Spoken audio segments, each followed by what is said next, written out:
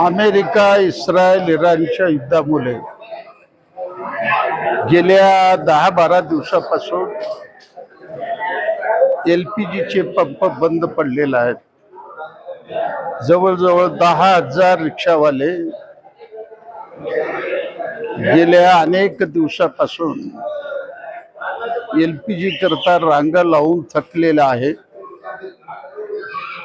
42 रुपये लिटर असलेलं LPG 100 रुपये 120 रुपयेपर्यंत विकले गेलेले आहेत.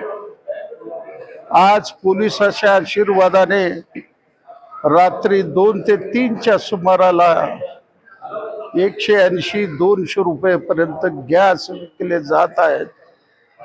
असं प्रचंड काळा बाजार सोलापूर शहरामध्ये चालू आहे. पण सर्वसामान्य रिक्षावाला उपाशी आहे.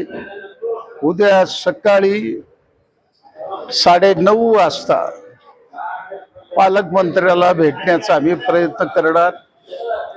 मी स्वतः आज त्यांच्याशी मोबाईलवरनं बोललो.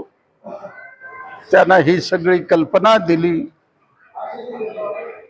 3 दिवसाच्या आत मुख्यमंत्र्याकडे बैठक लावा, केंद्र सरकारशी चर्चा करा. सोलापुरामध्ये 10,000 रिक्षावाल्याला LPG मिळालं पाहिजे.